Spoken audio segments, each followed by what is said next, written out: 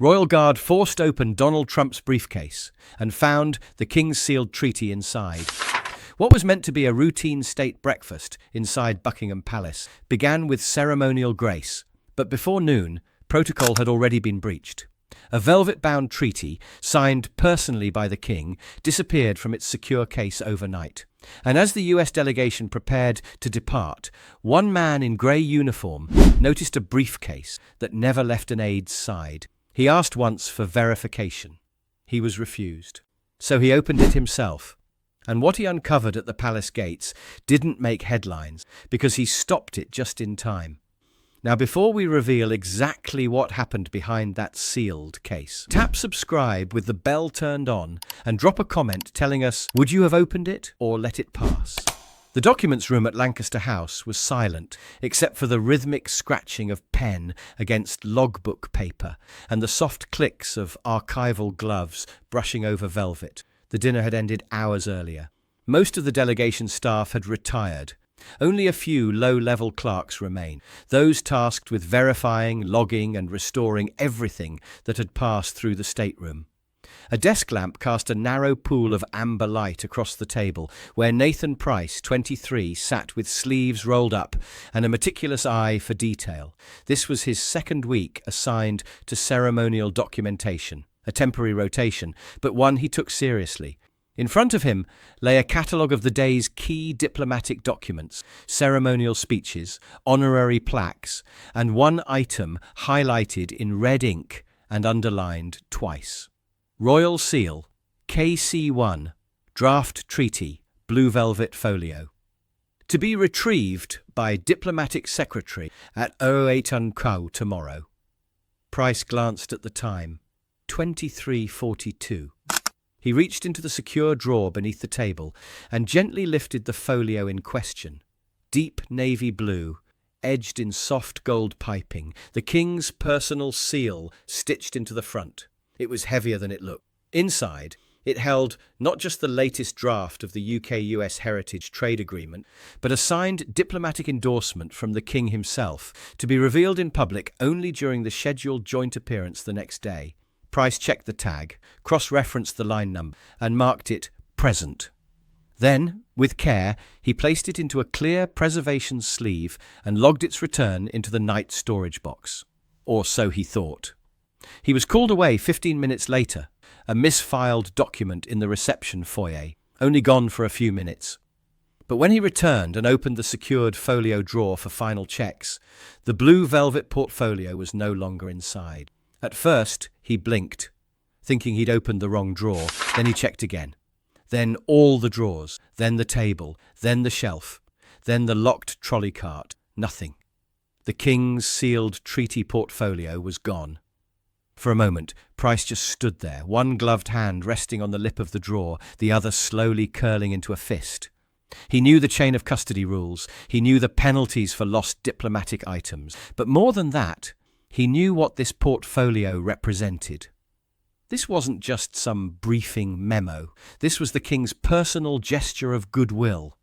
A head of state to head of state communique. It bore the sovereign's seal and signature. Its disappearance would trigger questions at the highest level. His thumb hovered over the call button. Then, slowly, he pressed it. "Yes," crackled the line from the Royal Liaison Office. Price's voice remained steady, but his eyes stayed fixed on the empty drawer. Midnight report. Missing custody item. Treaty folio. KC1 gold sealed. Last sighted at 23:41. Location. Lancaster House. Records room 2. A pause. Then, lock down and remain where you are. This report is now classified. Do not speak with anyone unless instructed by protocol liaison. The line went dead. Outside, the streetlights hummed quietly against the midnight fog, and somewhere in that building, a velvet folio bearing the Crown's seal had vanished. Sergeant Ewan Hart was already awake when the knock came. He stood in front of the mirror in his Wellington barracks quarters, fastening the second clasp of his morning uniform. A pot of black tea steamed gently on the windowsill. Outside, the early London sky hadn't yet decided whether to turn blue or stay grey. The knock wasn't rushed. 3 evenly spaced raps. Deliberate, official. Hart opened the door. A junior liaison officer stood at attention, offering a red-sealed envelope with both hands. Immediate custody clearance, eyes only. Hart accepted the envelope without a word. The officer didn't linger. He closed the door, sliced the seal, and unfolded the single-page order. The ink was still fresh. Class Y Heritage Custody Breach. Object: Treaty Folio KC1-1. Status: missing from last confirmed secure location, Lancaster House. Risk: suspected extraction attempt via departing delegation, foreign head of state party. Action: verify item status during U.S. diplomatic departure protocol. Secure and document if intercepted. Clearance level 1A. Assigned Sergeant Ewan Hart, Crown Liaison and Guard Commander, Gate Detail. He read it twice. Hart didn't react with alarm. He'd been in the service long enough to understand the gravity behind short orders. When a Class Y breach was declared, it meant the Crown had lost track of something irreplaceable, not just in value, but in symbolism. And if it involved a foreign delegation, let alone a head of state, the consequences weren't just internal, they were international. He folded the order, slid it into his inner jacket pocket, and turned toward the footlocker at the end of his bed. From it, he removed a thin black case, clean, zipped, and labelled Gate Detail, Official. Inside were standard security accessories: radio earpiece, biometric tablet, chain of custody verification unit, and a pair of white archival gloves that rarely saw daylight. Hart zipped the case shut, placed it under one arm, and reached for his gloves. He didn't pause to ask who might have taken the document. That wasn't his role. His job was simpler than that, and heavier. Find the object, secure the object, return it under Crown authority, or not at all. By 0607, he was moving through the barracks arch toward his waiting transport, his silhouette sharp against the dim Buckingham skyline. A street lamp flickered out behind him, and the day officially began. The dining room reserved for private state breakfasts inside Buckingham Palace was elegant, but deliberately unremarkable. High ceilings, yes. White-gloved service, of course, but no gold thrones, no pageantry. Just a long oak table flanked by polished chairs and the quiet hum of historic tradition. Everything in the room had been designed to make important men feel at ease, without letting them forget where they were. Donald Trump sat at the center of the American side, his navy tie slightly askew, one hand wrapped around a crystal glass of orange juice. His voice filled the room even when he wasn't trying. "So let me just ask it directly," he said, slicing into a folded egg dish. "Is the treaty finalized or not? Because, frankly, we've been told it's a handshake deal, and if I'm here in person, I'd like to close it in person." Across from him, King Charles sat with the kind of stillness that came from decades of knowing that silence could speak volumes. He reached for his teacup and lifted it with quiet precision. "The treaty," he replied, "is scheduled to be formally acknowledged at the joint statement this afternoon, as is proper." Trump dabbed the side of his mouth with a napkin, already glancing toward his aide, seated to his left, a lean man in his early 40s with sharp eyes and a leather briefcase that never left his side. The aide offered nothing but a nod, his fingers resting on the brass clasp of the case like a reflex. "You know I respect the tradition," Trump said, waving vaguely toward the walls, "but this could have been done in half the time back in Washington." Charles smiled faintly. "Some things take longer here. That's what gives them weight." A soft chuckle rolled through the American entourage, but it died quickly. At the far end of the corridor outside, Sergeant Ewan Hart stood at his designated post. Not ceremonial, this was a liaison detail. Grey uniform, discreet earpiece, black folio at his side. He wasn't there to guard the doors. He was there to watch what passed through them and what didn't. From his position, he could hear only muffled fragments, but he didn't need audio. His eyes were focused on the aide with the leather case. The man hadn't set it down once. Not to pour coffee, not to take his seat, not even when he reached for the salt. That was uncommon. Most aides, even senior ones, left their documents under the table or on a nearby sideboard during diplomatic meals. But this one, he kept the case propped against his leg, one hand always resting near the latch.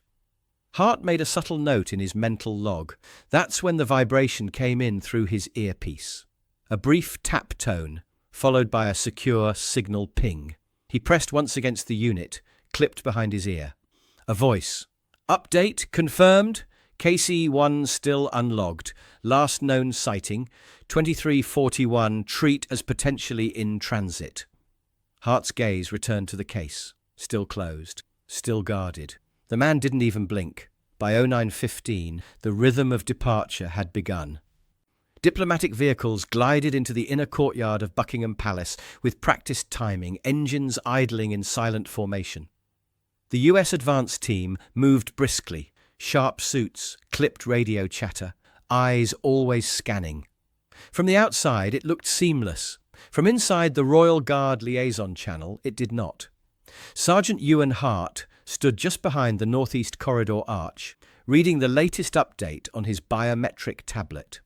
The secure message bore the Royal Liaison watermark and had come with double confirmation tags: KC-1 treaty, folio, not relogged into Crown custody, suspected, unauthorized retention, priority reclassification, Class Y custody hold, extraction window, 90 minutes, observation order, passive until target visual confirmed.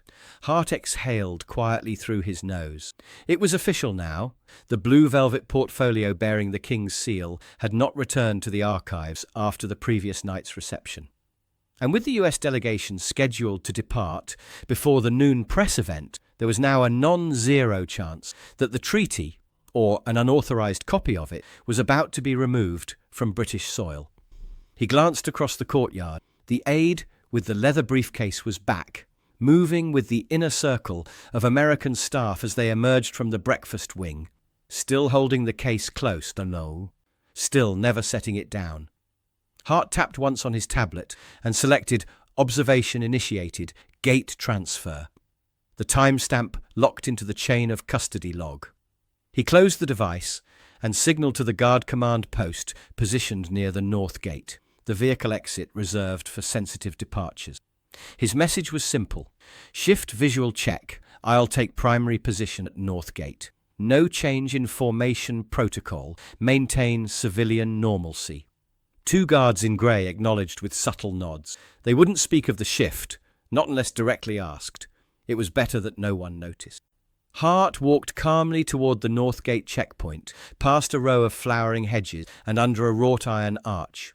From his vest pocket, he retrieved a slim black lanyard marked Heritage Detail Liaison and clipped it to his jacket lapel.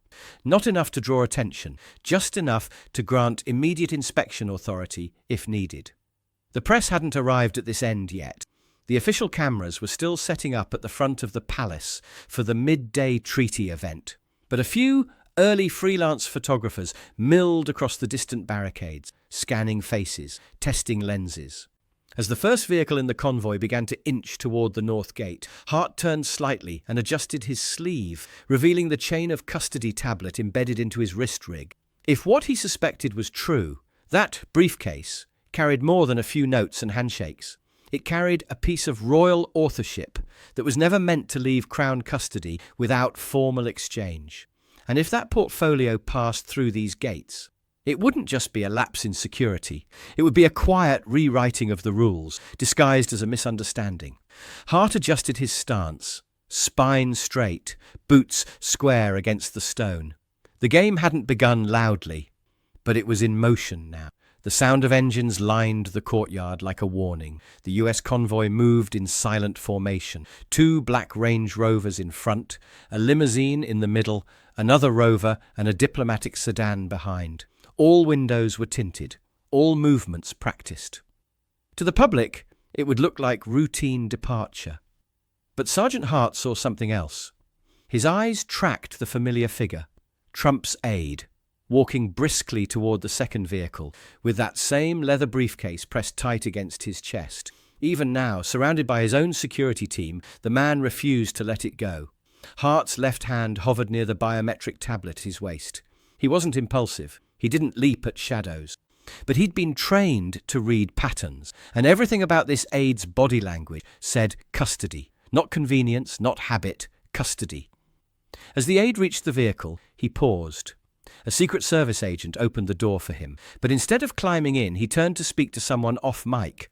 His voice was low, head tilted forward. Hart could only see the briefcase pressed between his elbow and ribs. Then came the tell. The aide stepped backward toward the car, and in doing so, adjusted the case with an awkward shuffle. Not by the handle, but by the side edges, carefully, as if to avoid tilting it too far in any direction. Hart's pulse slowed. That wasn't just careful. That was the motion of someone handling something with weight and significance, something with internal balance. He knew it. He'd done it himself hundreds of times with artifact cases, legacy boxes, and yes, velvet portfolios from the royal vault. From across the entry point, Hart raised 2 fingers briefly to the North Gate guard station. The guard inside flicked a switch. The security lane lights shifted from green to amber, indicating a controlled stop was now active. Not enough to alarm anyone, but enough to signal delay. 2 of the convoy vehicles had already begun to inch forward. Hart calmly stepped off the pavement and positioned himself at the second car's path, Trump's car. The moment the movement halted, the rear window lowered by a few inches. Trump's face appeared, impatient, mildly puzzled, not yet angry. Hart offered a respectful nod. "Sir, Royal Security verification. A brief protocol check." From inside the vehicle, Trump gestured toward the aide. "What is it now? You've already got the papers. This is just my guy." Hart didn't move. "Sir, I'm required to verify any sealed item bearing a royal insignia or matching dimensions of a Class 1 document currently under security hold." Trump's eyes narrowed. The aide shifted uncomfortably in his seat, drawing the briefcase even closer. "It's a briefing binder," he said. "Routine documents. Nothing classified. Nothing sovereign." Hart didn't blink. "May I verify that, sir?" Before either could respond, a Secret Service agent stepped between the car and Hart. "Respectfully, this vehicle is part of the diplomatic convoy of the President of the United States. Our items are secure and accounted for." Hart's voice remained level. "And yet, one of those items may belong to the Crown." The words landed like cold steel. The tension didn't explode. It condensed, densely, quietly, like pressure behind sealed glass. Hart looked once more toward the aide, and the briefcase that hadn't left his side since breakfast. He no longer suspected. He knew. And now he had no choice. For a moment, no one moved. The air around Buckingham Palace's north gate thickened, not with noise, but with silence. That sharp, crackling kind of silence that only comes before something breaks protocol. Sergeant Hart stood motionless in front of the convoy vehicle, boots planted, clipboard at his side, expression unreadable. The aide inside the car gripped the briefcase tighter. The Secret Service agent standing between them was the first to speak again. "We have clearance. These vehicles are scheduled for departure under agreed security terms. You're out of line." Hart's response came without force. "I'm invoking subsection 4 of the Crown Heritage and Diplomatic Custody Act. No Class 1 sealed item bearing the King's crest may leave sovereign premises without logged transfer. That briefcase contains such an item." Inside the vehicle, Trump leaned forward slightly, his eyes shadowed beneath the roof of the car. "You think I stole something?" he said, low and hard. "Is that what this is?" Hart didn't flinch. "Sir, I'm not authorized to make claims. I'm authorized to prevent departures until protocol discrepancies are resolved." Trump glanced toward his aide. "Is it in there?"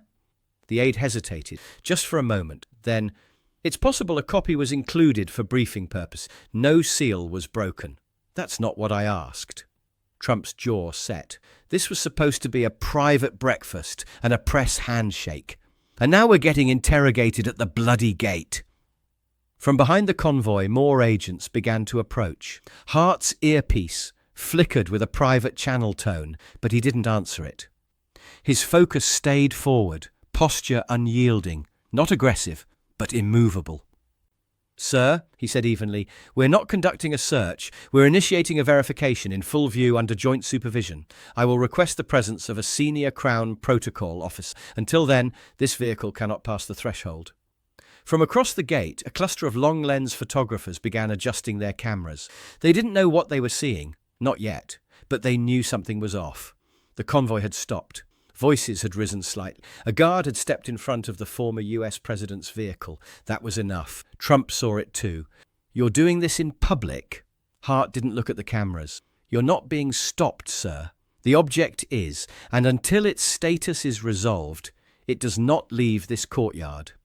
The aide began to speak, but Trump raised a hand. "Get the protocol person, let's end it here." Hart lifted his tablet and keyed in the emergency liaison request. "Protocol Level 2 inspection requested, North Gate, immediate." Then he stepped back, just 2 paces, and waited. The gate remained closed. The cameras remained distant, but the moment had crystallized, not into spectacle, but into something unmistakable. A briefcase that shouldn't leave, a guard who wouldn't let it. And a silent question hovering over the cobblestones. How close does someone have to get to rewriting history before someone else says no? Less than 6 minutes later, a tall woman in navy grey descended the stone steps at a brisk walk. She carried no folder, wore no insignia, but everyone made way. Hart turned as she approached. "Madam Clark," he said with a slight nod.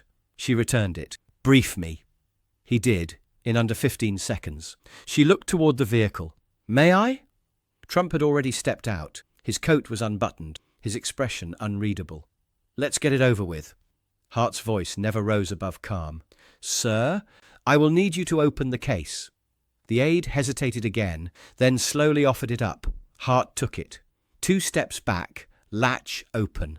1 breath. And then velvet, deep blue, gold seal, edges pristine. The King's Treaty folio sat inside, unbroken, whole, but in the wrong hands. Hart closed the case softly. "Confirmed," he said. "Unauthorized custody." And just like that, a line had been crossed. Not with a bang, but with a clasp. The sun had fully crested over Buckingham Palace by the time the briefcase was opened again. This time no one spoke. A small knot of officials, British and American, stood in a wide semicircle near the security kiosk inside the North Gate. Trump remained outside his vehicle, arms crossed, coat fluttering slightly in the breeze. His aide stood behind him, silent, face pale. A pair of Secret Service agents kept a professional distance, listening but not intervening.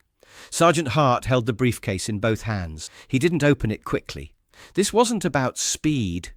It was about clarity and chain of custody. Beside him, the senior Crown protocol officer stood with a tablet ready. Her gloved finger hovered over a digital ledger that would lock in whatever came next. "Proceed," she said softly. Hart nodded once. He flipped the latches with practiced ease, both clicking open in smooth, near-silent rhythm. Then he drew back the lid and folded it flat against the hinge. The folio inside lay exactly as he remembered it from the archives. Blue velvet, gold-cornered, heavy, embroidered with the King's personal crest. Hart took a slow breath and, using both gloved hands, lifted the portfolio from the briefcase. The moment he did, the protocol officer tapped her tablet once. "Treaty Folio KC1, visual confirmation achieved, chain of custody breach confirmed. Current custodian, Royal Guard Authority." She turned the screen for all parties to see, wouldn't she? The confirmation blinked green. Trump looked at it, then away, his lips pressed into a line. "This was a misunderstanding," he said, not directing it to anyone in particular. "We were told copies would be prepared in advance. I didn't know it had the seal." The aide started to speak. "Sir, the courier last night mentioned—" Trump cut him off with a glance. "Drop it." Hart said nothing. He wasn't there to explain motives, only to verify custody. Still holding the folio, he stepped back toward the protocol officer and presented it. She scanned the embedded ID tag on the spine using a compact handheld verifier. KCT1. Status, valid custody chain. Broken relog, required. Destination, Royal Archives, Windsor. She looked at Hart. "You'll make the return?" "Yes." He passed the folio to her as she opened a secure archival transport case lined with acid-free velvet. The treaty was gently sealed inside. Double locks clicked shut. A hush remained over the small group. No one spoke. No one left. Because it wasn't just a document that had been recovered. It was a moment that had been stopped. Had the briefcase left with the folio inside, the headlines would have read something entirely different by nightfall. Trump departed with Crown document. Historic treaty removed without protocol. Buckingham scramble behind the gates. Instead, there was just this, a silent handoff, a closed case, a single guard standing firm. Hart turned to face the American delegation one last time. No further verification is required. You may proceed. Trump gave no parting words. He climbed into the vehicle without a glance back. The aide followed, visibly shaken. The convoy rolled forward, slow and smooth, past the photographers who still hadn't pieced together what they'd nearly witnessed. Only the protocol officer remained beside Hart. You did what most wouldn't. You asked the question out loud. Hart looked down at the locked case in her hands. No, he replied. I just stopped the answer from leaving. The hallway outside the Sovereign's private office was unnaturally still. No aides, no phones ringing, just the sound of a ticking carriage clock somewhere near the far corner and the measured pace of Sergeant Ewan Hart's boots on marble tile. He stood alone outside the oak-panelled door, the archival case held carefully beneath one arm. It had taken 27 minutes to escort the sealed treaty folio from the north gate to this hallway, through private corridors and service lifts, away from the press, away from the commotion, back into the Crown's hands. The door opened without a knock. The King's private secretary, Sir Hamish Lewis, stepped into view, tall, suited, with the composed energy of someone who had worked under 3 monarchs and never once allowed personal panic to show. "Sergeant Hart," he said, his voice low, "is it confirmed?" Hart lifted the case and opened it with a single key swipe. Sir Hamish glanced at the document inside, the blue velvet folio, still intact, still gleaming beneath its protective seal. His shoulders relaxed, only slightly. But it was enough. Was it seen? Hart gave the honest answer. Verified, not photographed, contained before press exposure. Sir Hamish gave a single nod. "Come in." The office beyond was warm and understated. 1 desk, 2 chairs, and a wide window overlooking the eastern courtyard. On the wall behind the desk hung a framed parchment bearing the King's oath from his coronation ceremony, signed, sealed, mounted beneath museum glass. Hart placed the case on the centre table, stepping back to allow the secretary full view. Then, without announcement, the door behind them clicked once more. King Charles entered quietly. No fanfare, no entourage, just him, in a dark morning suit, a pair of reading glasses still tucked into his left breast pocket. He looked down at the archival case, then up at Hart. For a moment, no one spoke. Then Charles asked simply, "How close did it get?" Hart answered, just as simply. "It reached the gate." A slow exhale, not quite a sigh. "And how far would you have gone if it hadn't stopped?" Hart didn't hesitate. Far enough to ensure it didn't leave. A silence followed. Not awkward, but deliberate. The kind used by people who've seen history unfold from too close to speak too quickly.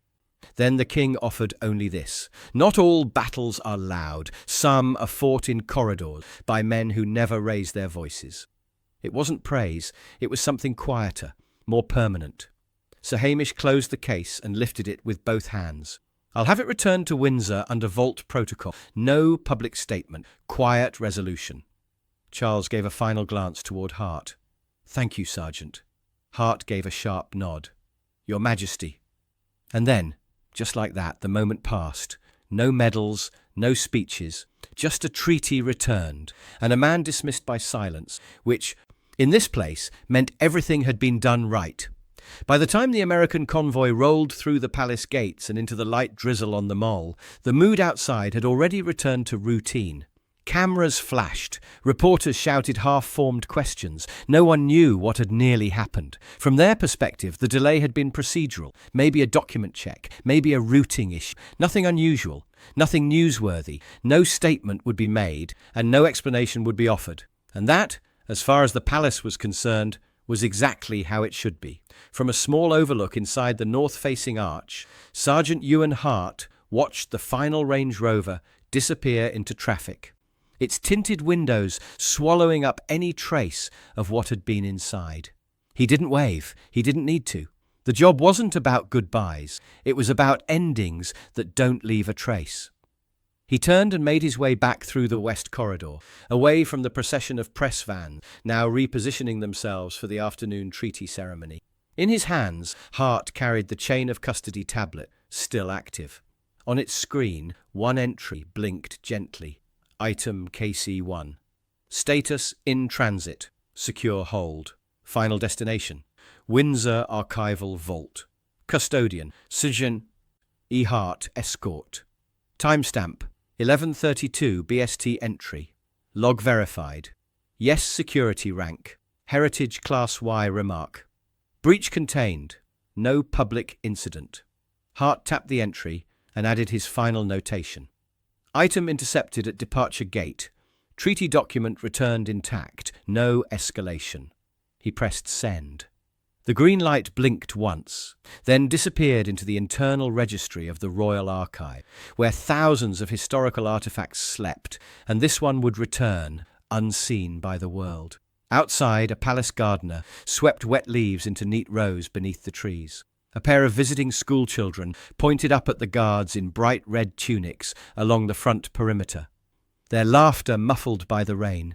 And deep inside the walls, a single guard walked down the silent corridor with nothing left to carry, and everything left behind where it belonged.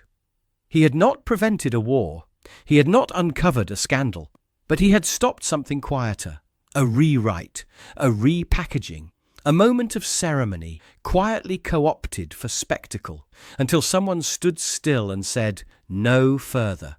Should any visiting leader ever be allowed to carry off a sealed royal treaty before its official handover? And did Sergeant Hart make the right call forcing open that briefcase at the palace gate? Or should diplomatic protocol have come first? Let us know what you would have done in that moment. We read every single comment. If you believe some lines should never be crossed, no matter who's holding the pen, hit that like button to show your support for protocol over politics. Make sure you're subscribed with the bell on so you never miss these stories from behind the gates, the moments the public almost never sees. And share this video with someone who still thinks the Royal Guard's job is just standing still. Go ahead, the next story is already waiting for you right on screen. Click it now, and we'll see you tomorrow, same time, with a brand new one.